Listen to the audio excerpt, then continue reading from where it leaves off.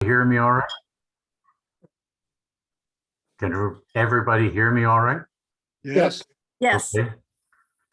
This meeting is being held pursuant to and in compliance with ordinance number 20-A parentheses 16, an ordinance to ensure the continuity of government during the COVID-19 disaster.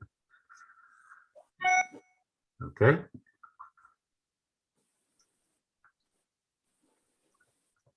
We don't have a quorum, but we can get started anyway. Has everybody seen their copy of the January meeting minutes? Yes. Yes. Any changes, corrections, additions, deletions? Love the silence, Dick, love the silence. I thought they looked great. I moved that they be accepted. I Actually, second. you all Thank can't you, vote. You all can't vote without a quorum. Out of quorum, yeah. Yeah, if someone else shows up later, you could do it at the end. If you get you need one more member to vote. Okay, good thing you're keeping us on the straight and narrow, Rachel. We need help. I need help. Okay, do you want to move into the transportation planning overview? Or do you want to wait a bit, Rachel? I think you all can go ahead and get started. We have I think it's a full agenda, so I would suggest moving forward. Toddy coming. Thank you. Okay, Just baked oysters tonight. That's great. I'm ready if you're ready for us. yes, we are. All right, I'm gonna just share my screen here. Give me 1 second to get it in the right view. All right. Can everyone hear me all right? Yeah, but we're not places 29 hydraulic. That would be, no, that is not where you guys are, but this is definitely well, let me double check. Maybe it's the same message, but It is the same message. Well, here, we'll quick change it while we're all chatting. Okay. So my name is Jessica Hirsch-Ballering. I am a principal transportation planner here in community development in Albemarle County. I work with Kevin McDermott. He's our planning manager, and he's been here a little bit longer than I have, so he's going to help answer questions if needed throughout the presentation. So today's presentation is more than an update on projects that are upcoming. We're also trying to give you a better understanding of the whole transportation process, or transportation planning process. So we're going to answer questions like, where do transportation projects come from? How are transportation projects chosen? How do we pay for transportation projects? How are transportation projects scheduled?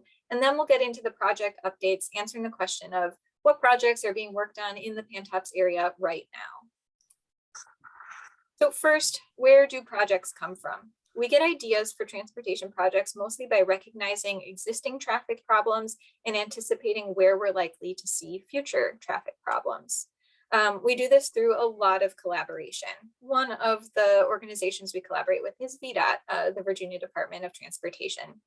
So VDOT staff are constantly monitoring operations, congestion, and safety, things like the number, type, and severity of crashes on our roadways. Analyses like these help us identify where problems exist and and better understand what might be causing those problems so that we can work with engineers to design solutions. Also, because Kevin and I are in community development, we help review all of the new and redevelopment applications that come into the county. For really big developments, we'd likely request the developers to do a transportation impact analysis, or TIA. With a TIA, they will model what traffic will look like in an area if a development is built.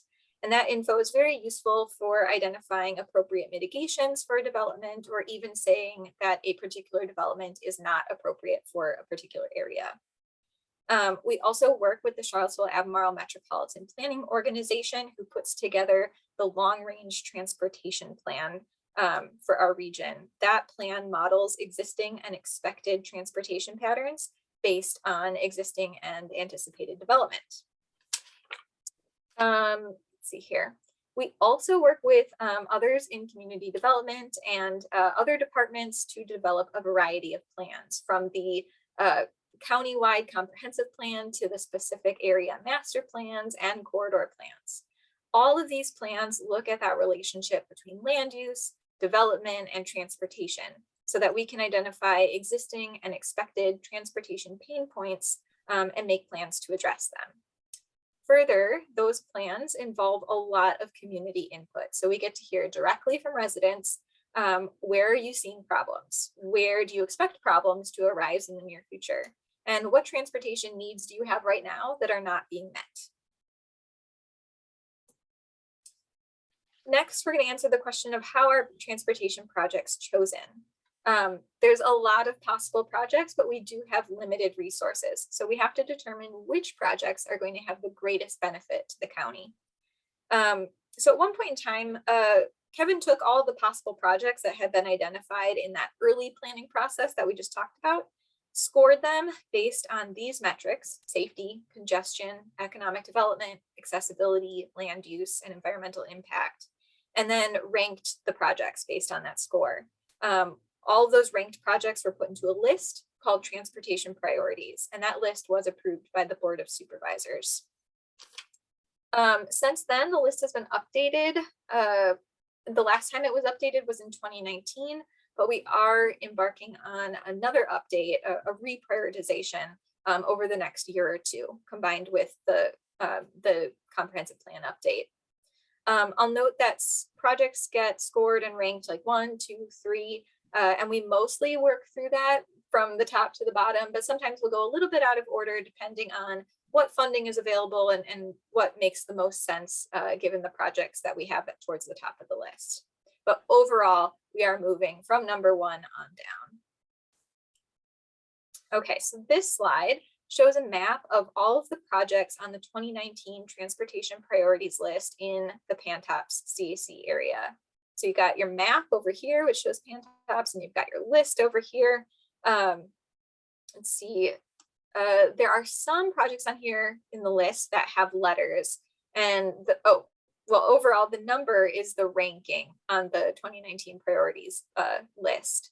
If a project has letters, it means that that project was identified after the 2019 list was created. So these will get their own ranking when we do that reprioritization process that we talked about. There's also some here that have, that you'll see the number twice, like here you see 2A and 2B. It's because we identified initially a really big project, and as it moved through that early planning process, it's been broken up into smaller, manageable chunks. Does anybody have any questions at Yeah, this I can point to ask? Yeah, I do. Go ahead, Ron. What is there a threshold, or what determines when a TIA is done generally? Kevin, I think I'll let you answer that. You always have the specifics when it's required. The state actually requires VDOT, who maintains and manages all the roadways in Albemarle County, requires a TIA for any development that would add 5,000 vehicles a day to a public road. Now that's a really high threshold. So Albemarle County, within our code, we can require a TIA whenever we deem it necessary. And so county staff typically request that a TIA is done for any development over 1,000 that generates over 1,000 trips per day onto the public road system. Okay. Thank you. I have a question. Go ahead, Eileen. On the previous slide, there was something called Free Bridge Lane Conversion, I believe. What is that? Yeah, so I will go back a slide, maybe, if it'll let me. That would be good. Oh, nope, it's just taking me forward. Here we go. Yeah, so free bridge lane conversion is a project that's listed on here, right 67. here. Uh-huh.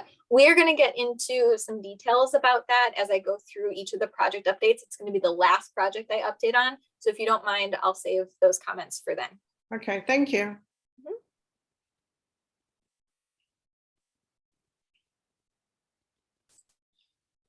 Any other questions? All right, so moving on to how our transportation projects funded. So broadly, there are a lot of different mechanisms for funding transportation projects, but not every funding mechanism works for every project, and you'll see why as we move through these. So this slide covers those funding mechanisms that are most frequently utilized by Albemarle County. First, we have Smart Scale. This is the main way we fund transportation projects. It's a Virginia-specific funding source. It's great for funding big projects. It's great because we don't have to commit any local funds. So I'm hearing a little bit of an echo. If you guys could just mute yourselves, that'll help me focus. Thank you. Yeah, so it's Virginia-specific funding source. It's great for funding big projects. We don't need to commit any local funds because if you're awarded Smart Scale funding, it'll cover the entire cost of the project. If you want, you can put some money towards it, which can help your chances of getting your project funded.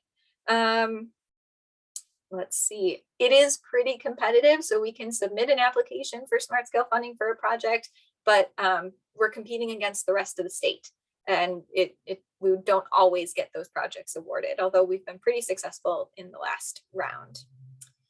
Next, we have revenue sharing, which is another frequently utilized funding mechanism.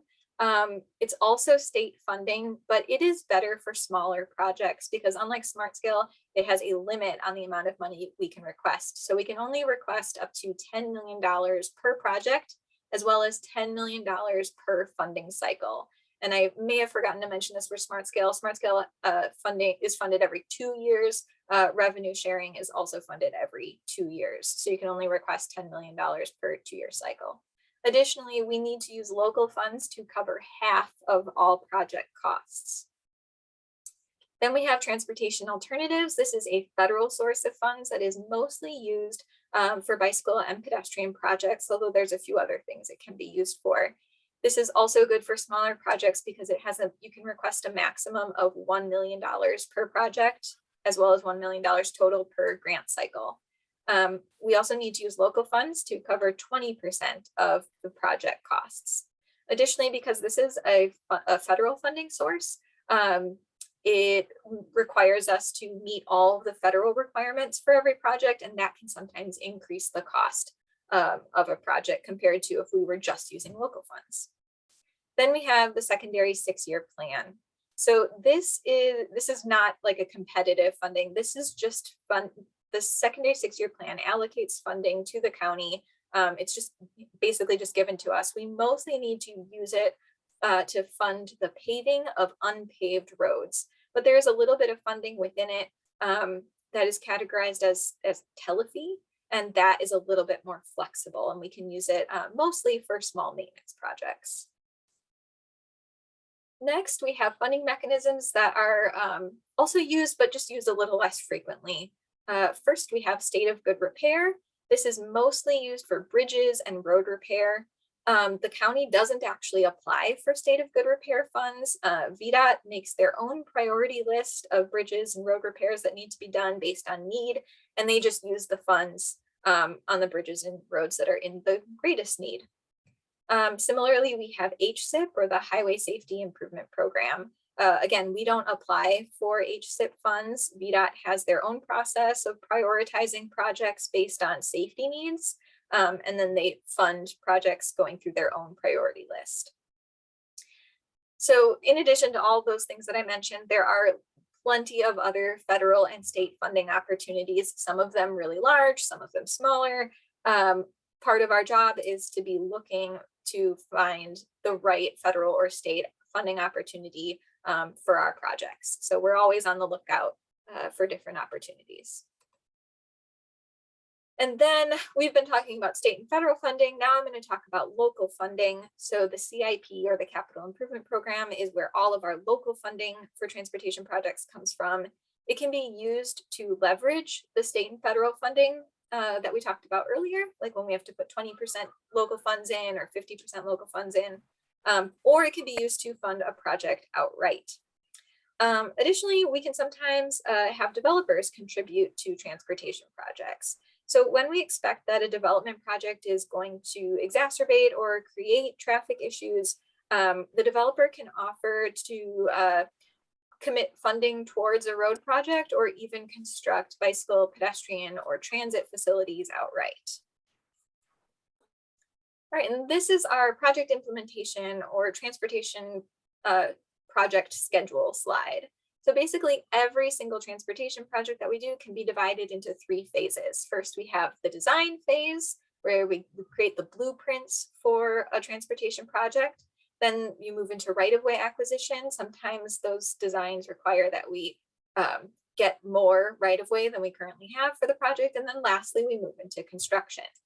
So depending on the funding mechanism, you might move through those 3 phases more or less quickly. So first, we have our locally funded projects. These projects happen the most quickly. So once we've identified local funding for a project, we can usually get through all 3 phases and have a complete project in about 3 to 5 years. Using most state or federal sources like transportation alternatives or revenue sharing takes a little bit longer, but it's still relatively quick for a transportation project. So once that funding has been awarded, we can have a complete project in about 5 to 8 years. Smart scale takes the longest. So from the time smart scale funds are awarded, it can take as much as 8 to 11 years to get to a complete project. Part of the reason for that, if you're curious, is just how the state allocates that funding. So there's a 6-year plan for how they're going to spend transportation funding. And when smart scale funding is awarded, they take your award and they put it at the very end of that 6-year plan. So you can get that fund, you spend some time planning for the project, you request the funding, you get it awarded, and then you have to wait about 5 years before that money is actually available. So that's why those projects take a little bit longer. I'm gonna take a breath here, and if anyone has any questions, I'd love to take some questions now, and then we'll move into talking about the specific projects for Pantops.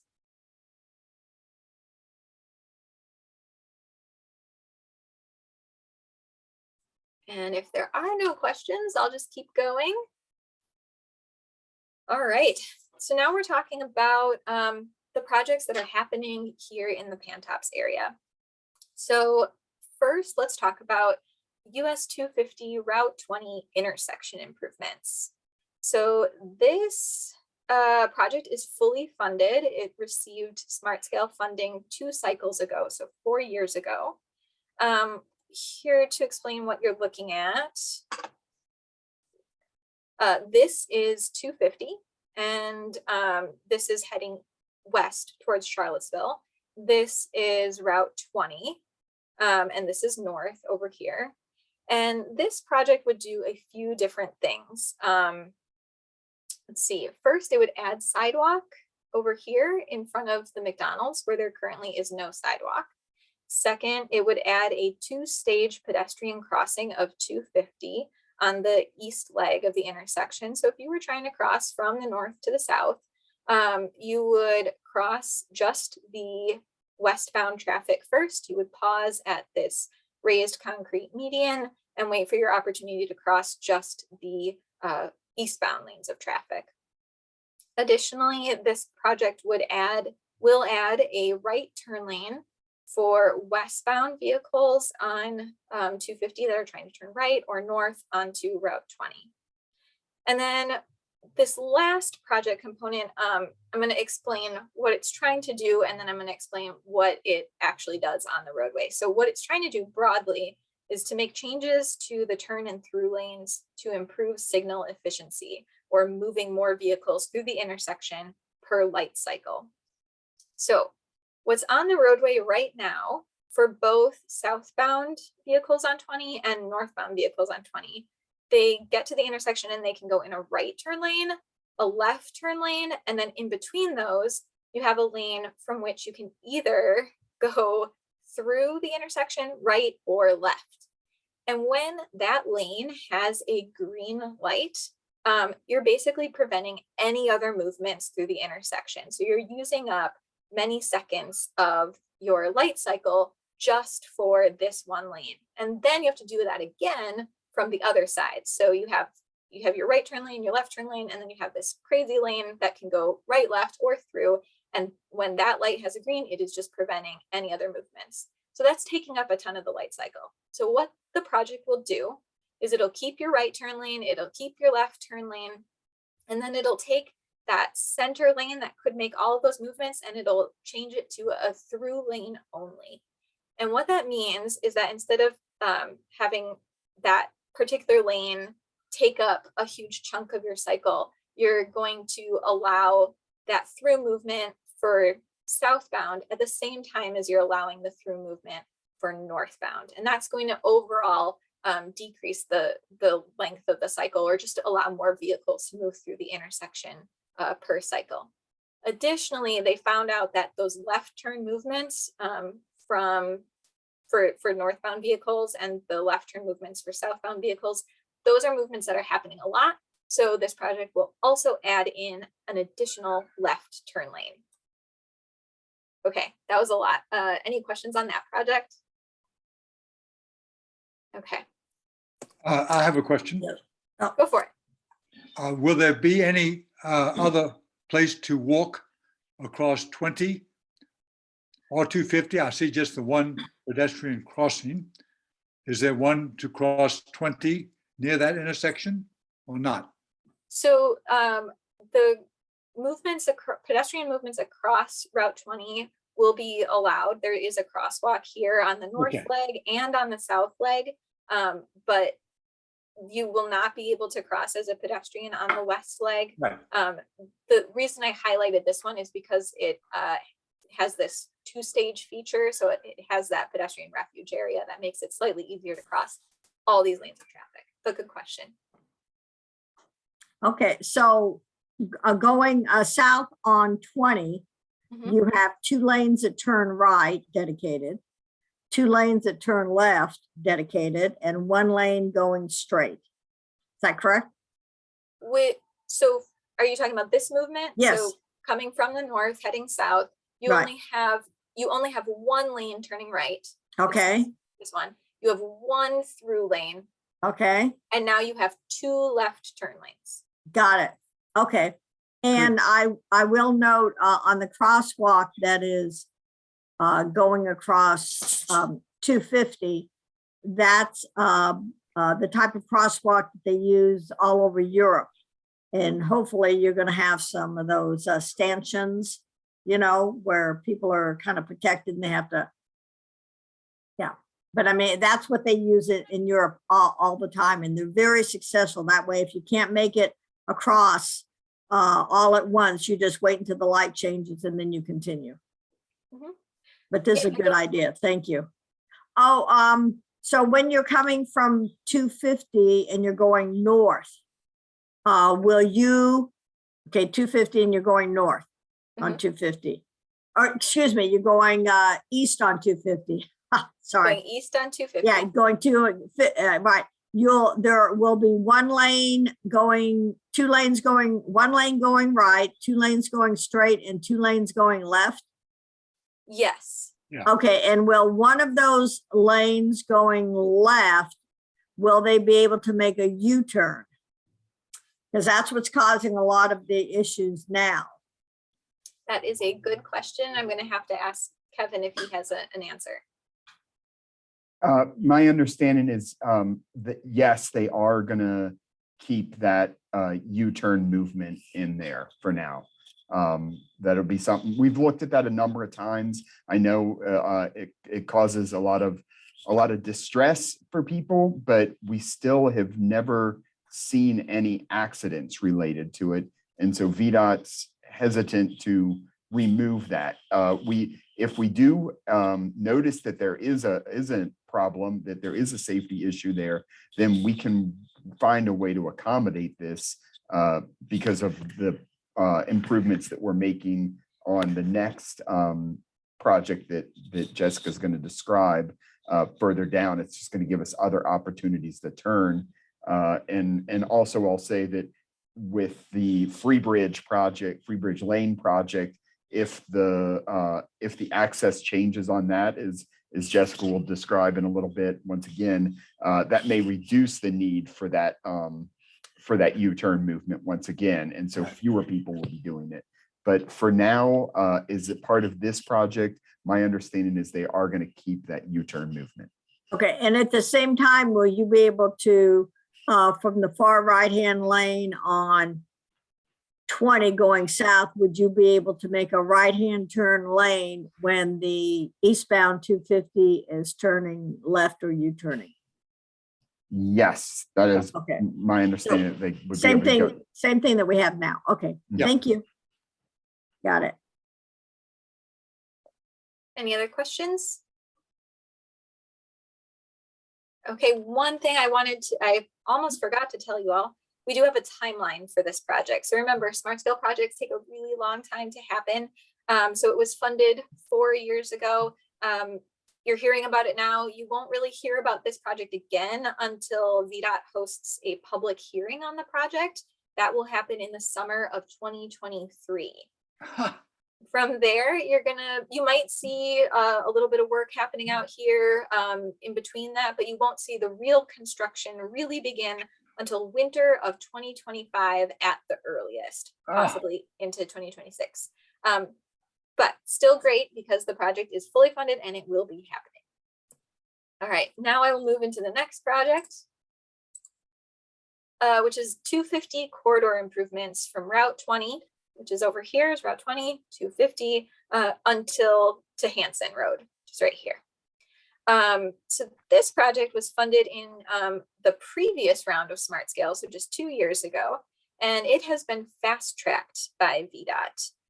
So it is going to run on the exact same schedule as the project we just talked about. So you're going to have a public hearing for this project in summer of 2023, and maybe you'll see construction as early as winter of 2025. VDOT's fast tracking this project so that it can be on the same schedule as the previous project, and also so that both projects can use the same construction contractor. And what that will do is it will allow for overall cost efficiencies for both projects, and hopefully it will make your lives a lot easier because it'll have all the construction happening all at once, and then it'll be done, and then you'll have this nice new roadway rather than dealing with some construction and then getting more construction immediately following that. So that's the purpose of doing it that way. For this project, they're calling it access management. And what that means is that they're going to take this previously open center turn lane that sometimes creates confusion because you're not sure what other vehicles are trying to do with that center turn lane. And it puts in a concrete median with very specific openings for turns. So most of it's going to be concrete median, and then it's going to have these like openings where you can access, like if you're heading west on 250 and you want to make a left-hand turn onto this side road, you'll have a very clear area in which to do that. These turns will also allow for U-turns, these little turning areas. Let's see. The idea behind this is that it improves safety and operations just by clarifying the turning movements of other vehicles, so you're not surprised. All right, if you're ready, I'm going to move on to the next project. This is US 250 and Rollon Road pedestrian improvements. And I want to say the two projects we talked about previously, those are fully funded. Those are projects that are happening. What I'm going to talk about next are projects that have not been funded yet. We are in the process of applying for funding from Smart Scale for these upcoming projects. And you have a lot in the Pantops area. So I'll also say that VDOT has been doing some studies of 250, and one of those studies was 250 between Hanson Road and Hanson Mountain Road in Pantops. And out of that study, the city identified two big projects that would be best funded through Smart Scale, and this is one of them, 250 and Rollon Road pedestrian improvements. If funded, This project would do two main things. One is it would construct an at-grade pedestrian crossing of 250 at Rollon Road. So this is Rollon, this is 250. You'd have this crossing of 250 on the east leg. Because you have this right turn lane, you'd have this little raised like pork chop area, concrete here. So as a pedestrian, you could just cross that right turn lane and then wait for your opportunity to cross the rest of traffic. Additionally, you would be able to cross Rollon Road on both the north leg and the south leg. And on the south leg, you'd have this nice concrete pedestrian refuge. So you're only crossing one direction of vehicle travel at a time. The second part of this project would be to continue the sidewalk on the south side of 250. So the sidewalk currently ends at Rollon Road. We'll have this nice crossing, and then we would continue the sidewalk potentially as far as State Farm Boulevard. So I know it shows the sidewalk kind of ending right here, but ideally it would go all the way to State Farm. So I know that this group has talked about a pedestrian overpass for this particular intersection. So the study did consider that, but there were a lot of it just was determined to be infeasible. Yes, exactly. It would be expensive. There are some issues with the landing on this side because of how close the property lines are. There are some difficulties with achieving ADA compliance given the changes in just given the slopes and such. So right now, the at-grade crossing is the more fundable option. Putting this in doesn't mean that you can't do a pedestrian overpass in the future. It just means this is what can happen sooner. So that's what we're going to be applying for in this upcoming round of Smart Scale. Yeah, once again, on these crosswalks, or especially you're in an exposed area, will VDOT be putting in like concrete or metal stanchions?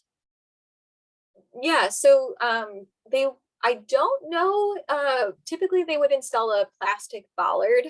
I don't know that the plastic bollards will be included here, but I will say that this will be a raised concrete platform. So it'll have a curve on it, which does provide some element of vertical separation from the travelway. Well, I'm thinking of safety if a car goes, if there's an accident, a car goes errant. If you have metal bollards like they do in Europe, then it hits the bollard, but it doesn't hit the pedestrian. Same thing within the middle of Rollon Road. If someone is standing in the middle, waiting, it doesn't hurt to have a couple of those as protection. Just suggestion.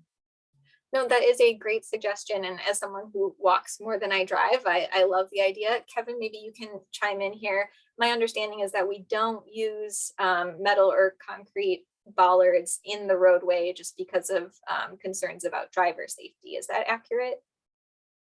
Yeah, I think that is accurate. I would say that we can discuss the idea as we move forward with this project as to whether or not we could put some sort of a protective bollard there.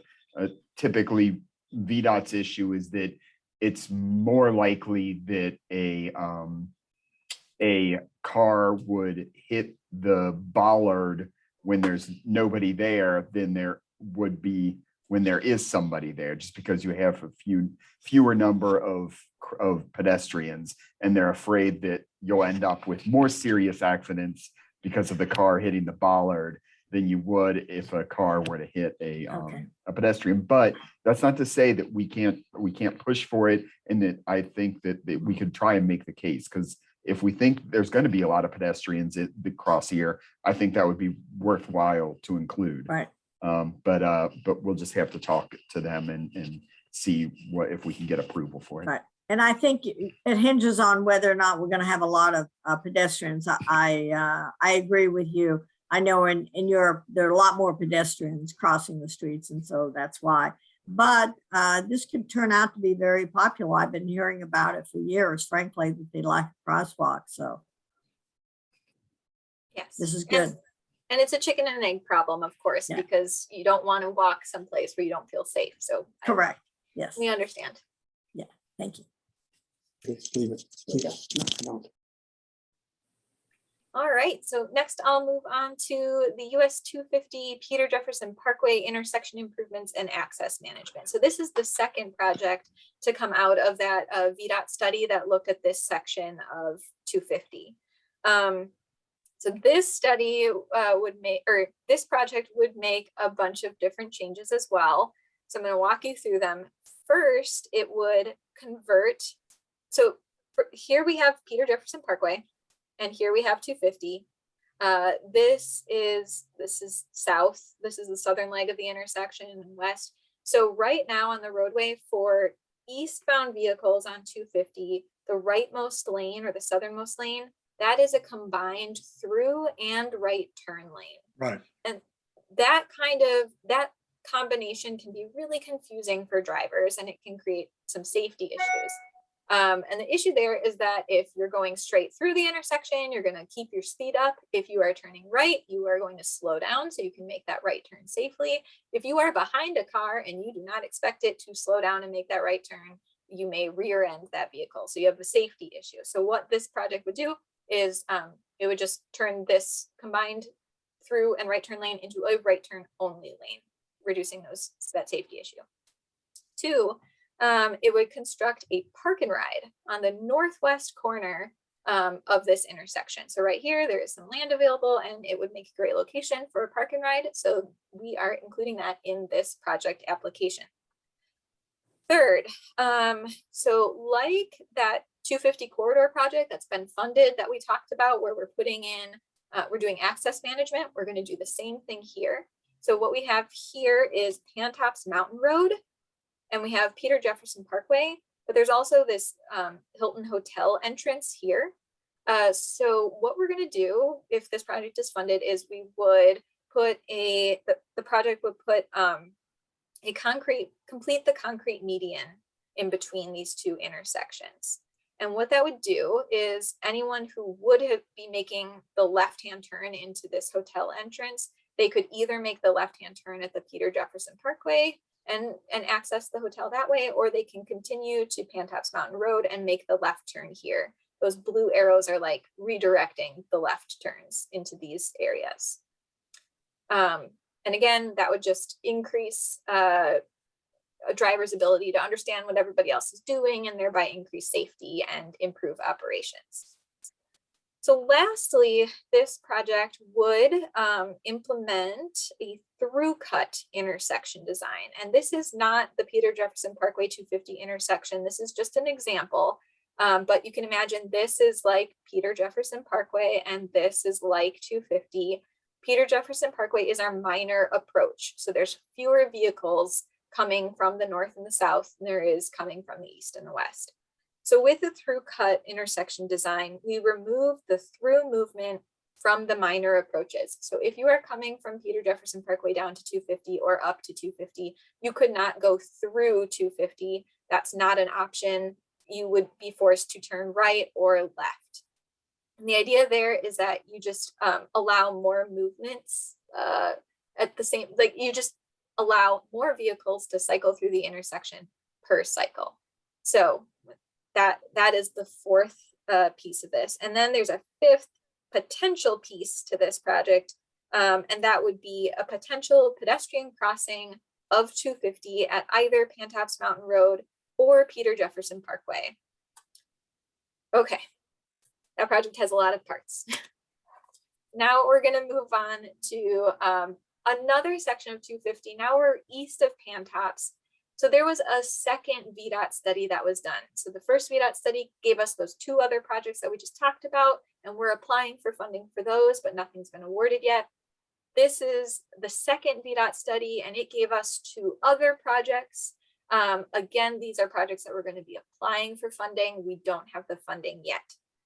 So the first project this second VDOT study gave us was this displaced left turn at the intersection of 250 and Louisa Road. So this is 250. This is Louisa Road or Route 22. This is our southern leg. This is heading west towards Charlottesville. Okay, so the displaced left turn, it's called that because you have your motor vehicles traveling east on 250, and they can go straight through. But if you wanted to make a left turn, you're going to use this kind of displaced lane. This is like your stop bar. You're going to stop here. There's going to be a signal here that is going to help direct these movements. When they're given the go ahead, these vehicles will travel through here, crossing the through traffic at this point, continuing through here until they come up here, and then they can make their left-hand turn. Vehicles heading south on Louisa or Route 22 and wanting to head west on 250, they're going to have this like slip lane, and they're going to be controlled also by the signal here to help make sure that they have good timing to get into this travel lane. When the experts run the models, this helps move people through the intersection more efficiently and more safely. So that's why you get this kind of complicated situation, but it helps everyone move through there faster and more safely. So moving a little bit further east, we're now at the intersection of 250. This is 250. This is heading west towards Charlottesville, and this is Milton Road. So that same study that gave us the previous project also identified this potential project. And what they want to do is put in, what the study recommended was to put in a roundabout at this intersection. Roundabouts are great for improving safety because they reduce the number of potential conflict points for vehicles. And so what we're seeing here is an intersection treatment that will help move, again, more people through the intersection more quickly and more safely. So again, we don't have funding for this project yet. We are applying for funding in this upcoming round of Smart Scale. All right, now we're going to talk about the RIvanna River Bicycle and Pedestrian Bridge. So the need for a bike and ped crossing of the RIvanna has been documented in numerous county, city, regional plans. A couple of years ago, VDOT completed a feasibility study of a couple different alignments for such a bridge. And recently, like just last week, the MPO Policy Board voted to pursue the alignment that's sketched out here. So this bridge, along with a shared use path on this side of the river, this is the east side of the river, the Pantops area, it would connect from like up here where you're maybe over here, maybe just off screen, near the State Farm building on the roadway. It would cross the river and it would connect to the west side near the wool factory. This is the wool factory and this is Market Street. What you're seeing here is an arched truss bridge. That's one of the possible designs for this project, but it's not the only one that is being pursued at this time. Let's see. The Charlottesville Albemarle Metropolitan Planning Organization is applying for Smart Scale funding for this project. Okay. All right, now MicroTransit Service may be coming to the Pantops area. So there was a study completed recently looking at ways to improve transit service in 3 key areas of Albemarle County, with one of those areas being Pantops. So Pantops is pretty, like some of the other areas that we looked at, it's pretty difficult to provide fixed route transit service to this area because it has a very suburban roadway design. It's hard for fixed route transit service to be provided. So the recommendation of the study was to try microtransit service for the area. Right here. And if you are unfamiliar with microtransit, it works a lot like Uber. So you're able to, when you are within the service area, and this purple area on this map shows the pilot microtransit service area. When you're in here, you can use your phone, an app on your phone, to request a ride to another destination also within the service area. So you can go from one area, you can go from one location to your final destination if it's within the service area, or you can connect to fixed route transit by going to like a transit stop, and then you're able to access, anywhere on the bus system. While it works like Uber and you can do all that to request a ride, it still functions as a public utility. So the vehicles that pick you up are not going to be anyone's personal private vehicle. It is a transit vehicle, and it will always be ADA accessible. Additionally, if you've used Uber, you might have been the victim of surge pricing, and that won't happen. The price will always be fixed for this service. Another thing that we wanted to note, in case you're not aware, is that Charlottesville Area Transit has proposed some changes to Route 10 that serves Pantops. And this is what this map is very small, but it shows you the service that you currently have, which occasionally goes up north of 250. It goes to the Albemarle apartments. Their proposed changes would keep fixed route transit only on 250 and south. So it would no longer go up to Avemore. It wouldn't cover anything north of 250. So those changes, we don't know exactly when they'll be implemented, but when they are, that'll make microtransit service even more valuable, especially if your location or your destination is north of 250. This will give you the opportunity to use transit to get where you're going.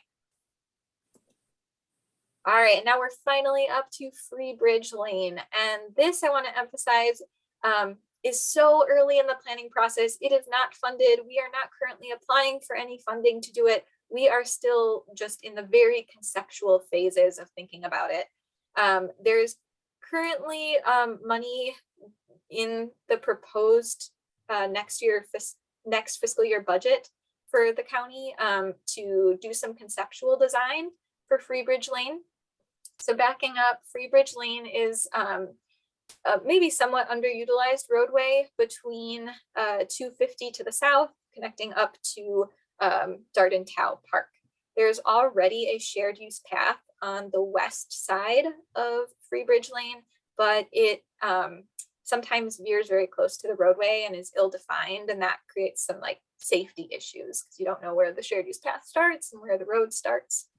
So one thing that's being considered is, maybe we can make Free Bridge Lane better by either having one-way vehicle traffic only on the roadway, freeing up more space for bicyclists and pedestrians, or we could just take vehicles off of it entirely, and it could be a bike and pedestrian only roadway, possibly giving access to a future county park in this area. We don't know exactly what it'll look like. We just know that we want to make some potential changes to it. So that'll be studied further in our next fiscal year. This drawing is just from the Pantops area master plan. It's just like a super early idea. It's not necessarily going to look like this, but it gives you an idea of how this roadway could be better utilized. So I've come to the end of my presentation. I'm going to leave my presentation up in case you want me to go back to different slides, but please feel free to ask questions. I have a question.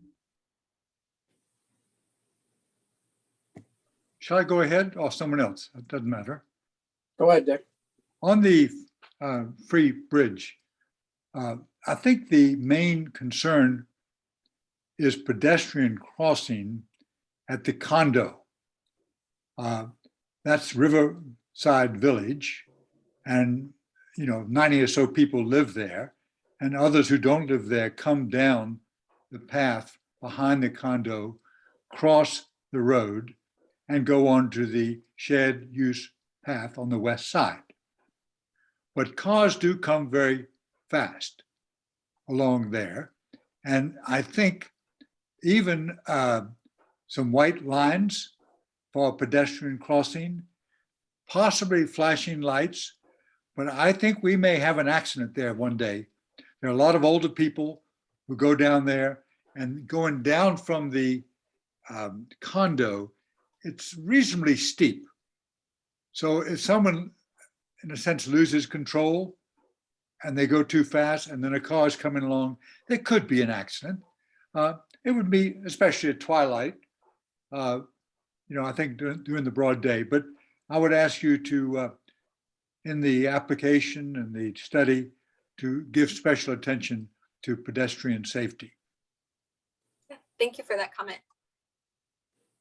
I have a question. Go ahead. 250 and Hanson Road. It appears that westbound on on 250 will be able to turn left onto Hanson Road. Is that correct? I thought I saw that. Is this the project you're talking about, the access management or corridor improvements? Yeah. 250 and Hanson. So here's Hanson. So you can It- turn left from westbound 250 onto Hanson? I believe so. Yes, I believe Yes. that's what this little area is That's here. what it looks like, yeah, I'm just verifying that, because I heard a couple of years ago, well, we weren't gonna get a left turn several years ago, so now it appears we are. I think I heard Kevin say yes, that it's definitely a left turn there. So Okay. Thank a you. nice surprise for you. Yeah, Any other But I have questions? I have a question. Go ahead. So on the Route 250 Peter Jefferson project, as part of the DDI, I just wanted to make sure as you move forward with smart scale funding, that you know that as part of the DDI, motorists who come down Hanson Mountain Road will no longer be able to make a left on 250. So we have to turn right and make a U-turn at Peter Jefferson. So we have asked for a channelized turn lane for those of us who have to turn to do the U-turn at the Peter Jefferson Parkway intersection, but I don't think the funding for that came forward. So you're going to have more and more cars making U-turns at that intersection. I just wanted to make sure you all are aware of it. Yeah, thanks for that comment. Kevin, did you want to add anything? I would just say that that was a discussion point as we were talking about these improvements. So the team that's looking at the improvements through this process is aware of the need for that U-turn movement from Hanson Mountain Road folks that wanted to go eastbound on 250. It was a consideration. I can't remember. As we've said, this is really still just a concept, so we don't know how it's going to work, but they know about the concern. But again, I don't think the money for the channelized U-turn lane was included in the DDI. So again, just wanted to raise the potential there. Thank you. what is DDI? So she's referring to the diverging diamond intersection, which is Oh, yes. further east. Yeah. I didn't know the shorthand.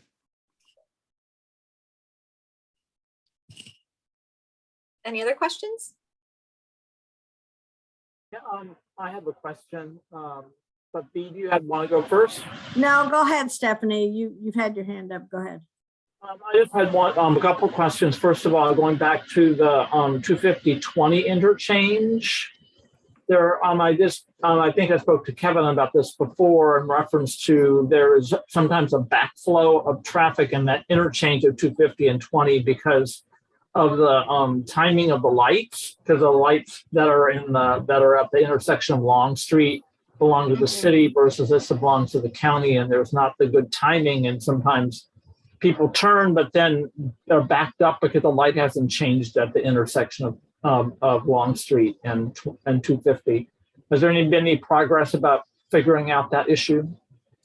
I mean, you're exactly right in describing the issue, and for anyone who didn't catch it, it's because this intersection has lights owned by VDOT, and the intersection further west has its lights owned and maintained by the city. And I understand that they've been having conversations, but I don't know that there's been any progress made. Kevin, did you have anything to add? Nope, I think you're correct in that they are still trying to work with the city on that issue, but no solution has come up yet. Okay, I just wanted to make sure because I know that is an issue currently. Sometimes you get backed up when you're trying to turn.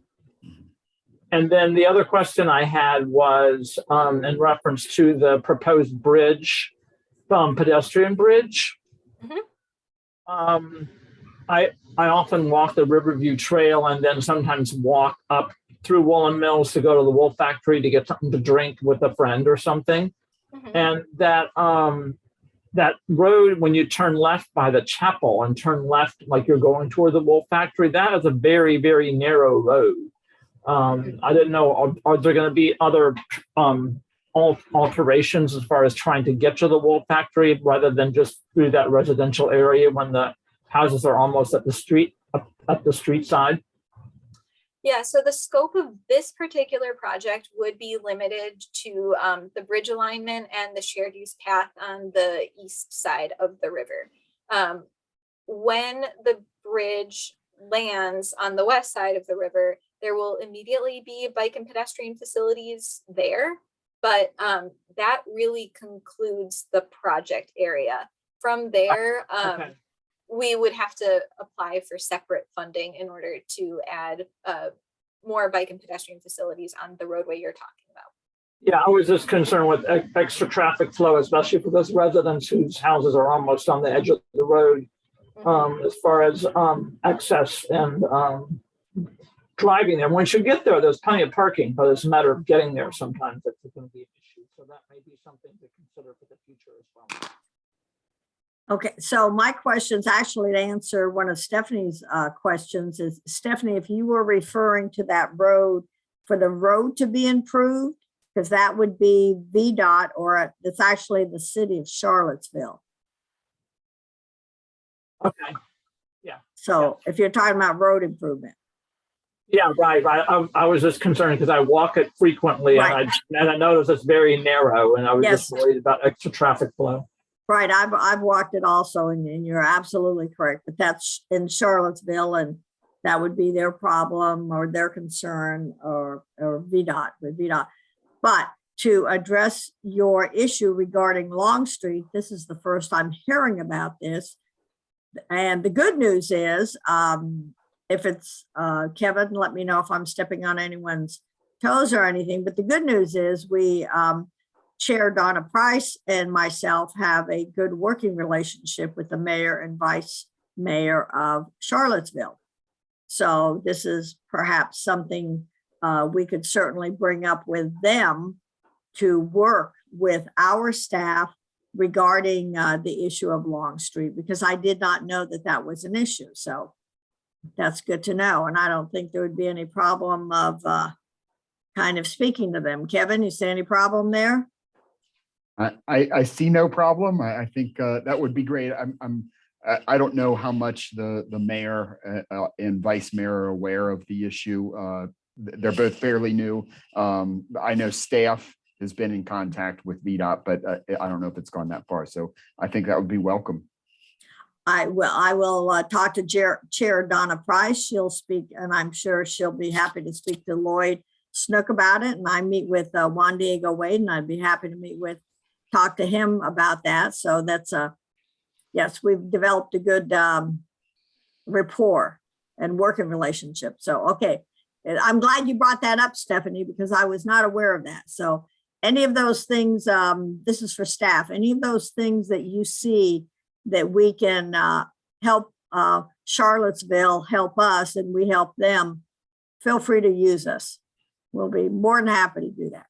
Okay, so going back to Free Bridge, this is actually my little pet project from a number of people. I actually started with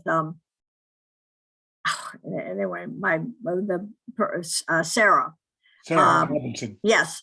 So I would like to, the goal is, at least for me, is to turn this whole thing to have VDOT what do they do? Abandon it and give it to the county so that we can use it, not for traffic, put a couple of gates on each end and turn it completely into bike and pedestrian modalities. Also, maybe in the future, a place have parking, a little more parking on each end perhaps. And then also in the future, maybe have some art venues or music festivals, small ones. But I think that would be a very good use of that area. It's right next to the river, which would enhance the river, works with Darden Town. Anyway, that's my vision. Nope, those are great visions, and all of those things would be investigated more thoroughly in the conceptual Right. planning process. Yeah. Right. But definitely don't want any cars. No cars. We can't make this a great, I mean, because I'd like to incorporate it as part of the whole river scene. So, but I'm welcoming any other comments from anyone else. Okay. Any other questions? Okay. Well, thank you all for having us today. If you have, I will share a PDF of the presentation with Mr. Hiss, and he can share it with all of you. And please feel free to follow up with any questions. Thank you all.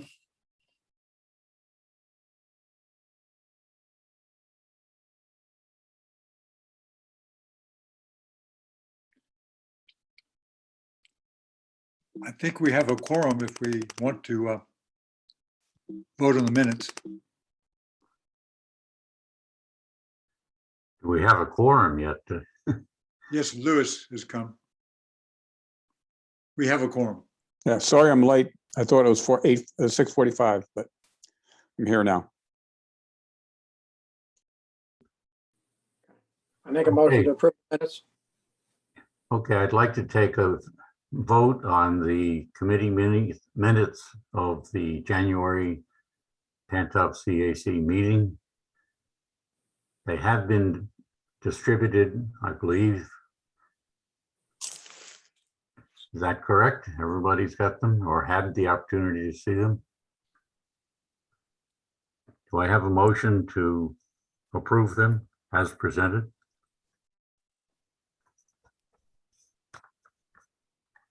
Somebody put their hand up or not? I move to approve the minutes. Okay, thanks, Brian. Second? A second, Who second? Stephanie. Okay, everybody in favor? Wave a hand so that Dick can get a count. Good.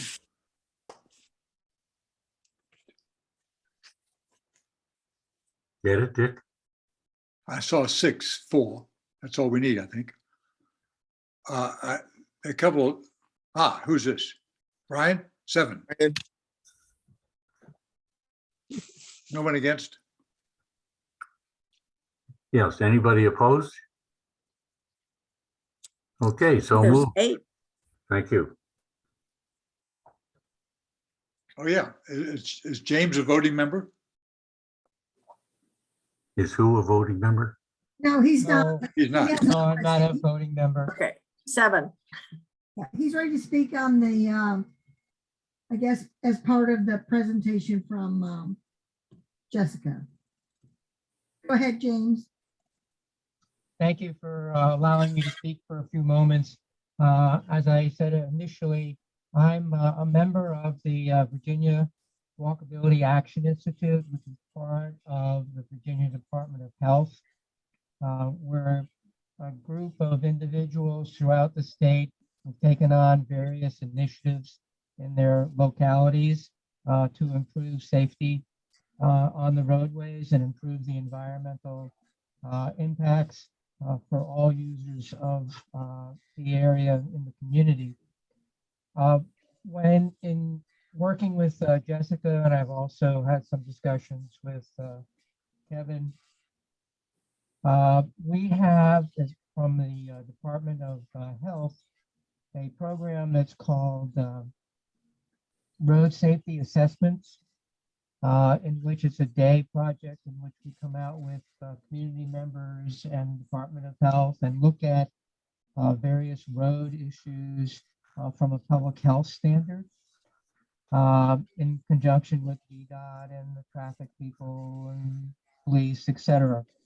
The intersection that we are presently entertaining and been involved in most heavily has been the Roken road intersection, and trying to place input into that. In talking with Jessica, she listened to the Department of Health's presentation about 2 weeks ago. And she is entertaining being involved in that process. I wanted to extend, if the group here wanted to be involved in that process, an invitation. I did attach to Carol Schaefer 2 documents that described and talked about the project. But I wanted to have an opportunity to listen to the group and give you an opportunity to see if you'd like to be involved. The other part, being involved with Charlottesville and with Mr. McDermott, is a grant fund that we have available to us in these projects. It's up to $35,000. I was trying to work with Charlottesville, but because the pipeline study going from 20 all the way to I-64 is out of Charlottesville, trying to work with the Parks and Recreation with their tree commission that they have. They have a donation capabilities where you can donate funds into planting trees. The hope was to try to plant trees along the renovation area of 250. Most notably, it would be along the south side, which would be the new sidewalk side, to put in shade trees that would provide not only improving air quality because of the traffic flow. For every mature tree, you provide enough oxygen for 10 people. The asthma rates are slowly increasing in Charlottesville and this area, and part of it being related to the particulates and the decreased amount of foliage as filtration devices. So Mr. McDermott is going to check with Albemarle County to see whether or not there's a capability of accepting funds to be used for tree planting. And talking with Charlottesville, with Anthony, who's the Deputy Director, Parks and Recreation, he indicated the cost factors on trees to me in a recent bidding that was just done. As an example, they purchased for planting trees, about 152 trees, and it came back in for about $75,000. So there's an option of putting in different trees. He had some recommendations, which would also be something that this group would be important in giving, of trees that would not only provide shade, but also color along the pathway, the sidewalk. Suggestions were dogwoods, red buds, red maples as being some examples. Like red oak and things like that, they're much cheaper than your dogwoods or your red buds. So the cost would vary anywhere between $200 up to $500 per tree, with being purchased and then also being planted. I spoke with the tree stewards of Albemarle, 2 of their members, and discussed with them the viability of them caring for the trees. You need to take about 3 years of managing a tree once it's planted. So the hope was that they would assist and work with Albemarle County in the trees and assuring that they are going to continue to grow. Part of that is watering. Some places they use what are called watering bags around the trees to assure during hot months that the trees have the appropriate water provided to them so that they can continue to survive. So I just wanted to give you an update on that. I wanted you to have an opportunity to look at those 2 documents that I sent to your group. And then hopefully Carol can comment back to me if the group is interested. Would be something that we would probably be scheduling April or late April. And also any considerations regarding trees. Any questions I might be able to answer at this time? Doctor, this is Richard Hisson, chairman of the committee. I had great difficulty with the audio transmission. What I would suggest is that you submit a short statement in writing to B. Lepisto Kirtley and to Rachel Falkenstein, so that we can get a better handle on your proposal. I would like to move on because we're getting tight on time. I thank you for your interest, but because I really couldn't get your verbal transmission, I don't have a handle on what your proposal is. So if you could put something short in writing, I'd appreciate that. Thank you very much. Okay, next on the topic is Rachel with upcoming CAC topics. Do you have anything for us, Rachel? Yes, I do. Just a couple quick remarks. I won't take the full 10 minutes because I know we're short on time. I wanted to share that we're trying a little bit different of an approach to our CAC agenda scheduling, really an attempt to be a little bit more organized and help plan ahead for staff time. And also because we are getting ready to get started on a comprehensive plan update that the same staff, as you know, works on our long-range planning as works on CAC. So we're also just trying to schedule our time a little bit better so that we can be available for both. So I'm going to go ahead and share my screen. I have a schedule I can show you, a tentative schedule, I'll say, of what we're trying to do for our CAC meetings for the upcoming months. So if you're able to see this, we kind of pulled out, let's see if I can make it a little bit bigger for you. Mine came through quite large, Rachel. You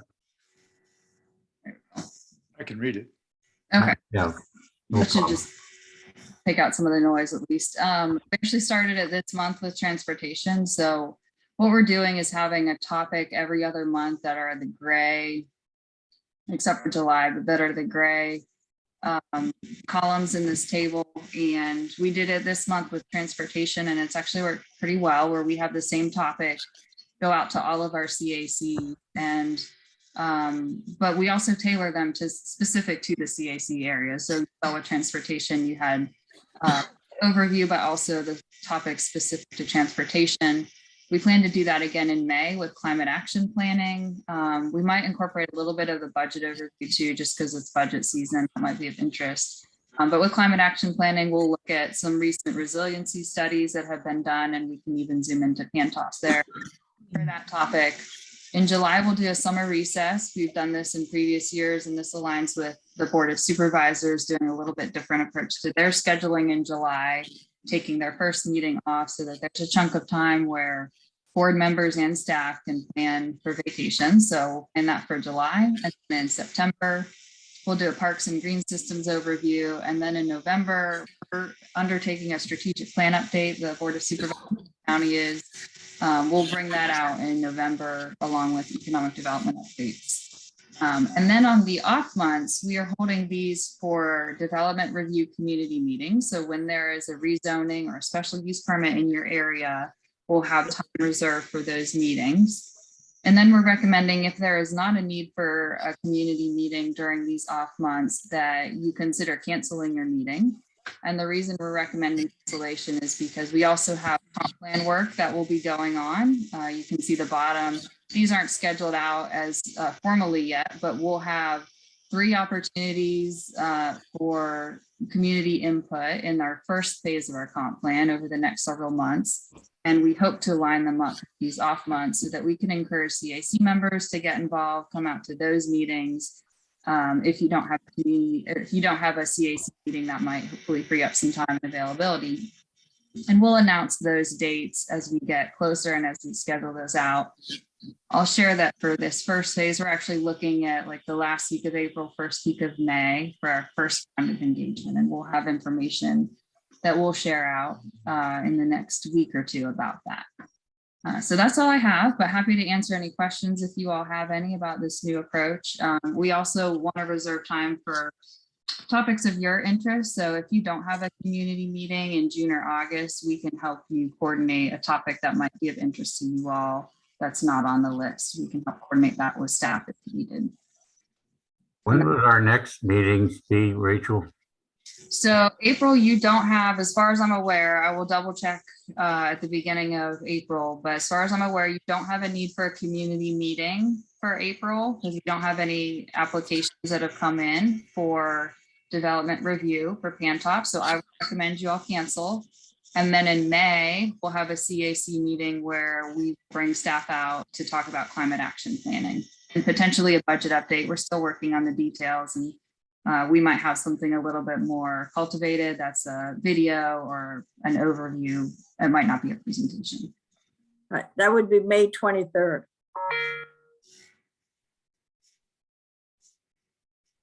If we cancel the April meeting, then that would be May 23rd. It's when we would do next. What happens in June? And then June would be, you all can decide if you want a topic of interest to you, if there's a topic that's not on our list. And I can email that out so you all can see it. But if there's another topic that you all want to meet about and you don't have a community meeting, you all can discuss and share that with me and I can help coordinate on that. Or you can cancel. That's up to the group to decide. Somewhere along that path, the next couple months, we have to address getting a replacement for me. My term is up June 30th. So we have to have an election of at least the president, the chair of the committee. Are there other positions that have to be filled at that point as well? You typically do them all at once. Yeah. So we could plan that for June. I'm not sure if there are any other ones that terms expire or not that need to reapply. I don't know what the dates are. Can you check on that, Rachel? Sure, I can look into that and let you all know. I won't be able to look really quick right now, but I can. Yeah, if you can take a look and let us know if there are other openings too. So then B will be aware as far as recruiting more people to actually fill spots besides, I know Dick said his was, but I'm not sure who else's terms expire. Right. And I would also appreciate all of you, as you know, people that would want to serve to help recruit also. It looks like, Ron, that you were supposed to be over at June 30.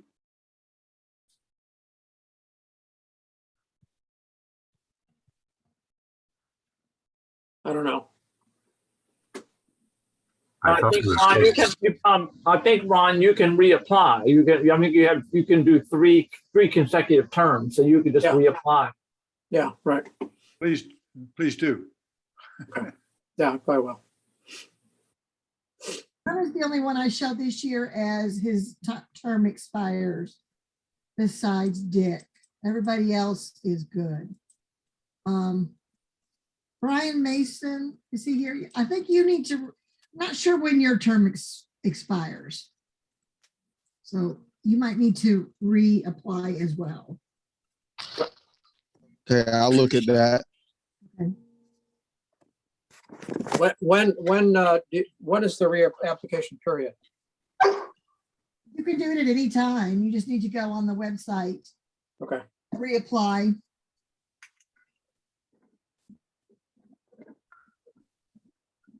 Okay, do we want to cover any other items, or do we want to call the meeting to a conclusion due to time limits? B, do you have any topic you want to raise? No, we're just still going through the whole budget process. We'll have a total of 6 work sessions besides the regular meeting. So we'll have another one on Wednesday, and we're just going through the whole budget. So Rachel, do you have any? Nothing.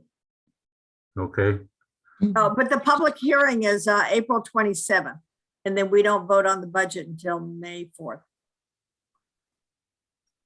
okay, our next meeting will then be May 23rd. Any other committee member want to mention any item or subject at this point? I'll just to make one appreciative word to the county, because I thought the collaboration of the county officials with the stakeholders on the pedestrian bridge was outstanding. And I know it took a lot of time for those in the county to give us as much service as they did. But I think it was a very good process, and certainly the decision is a big win-win for Charlottesville and Albemarle. And Now let's- do read I if you have, second that. That was an excellent presentation meeting. Very Yes. thorough, very clear. B, I have to say, Rachel, you did an outstanding job. You really did. You and Kevin both did an outstanding job on everything you presented today. anyone else want to make a comment before we close? Okay, well, I declare the meeting closed. May 23rd is our next meeting. Thank you all very much. Very good presentations today.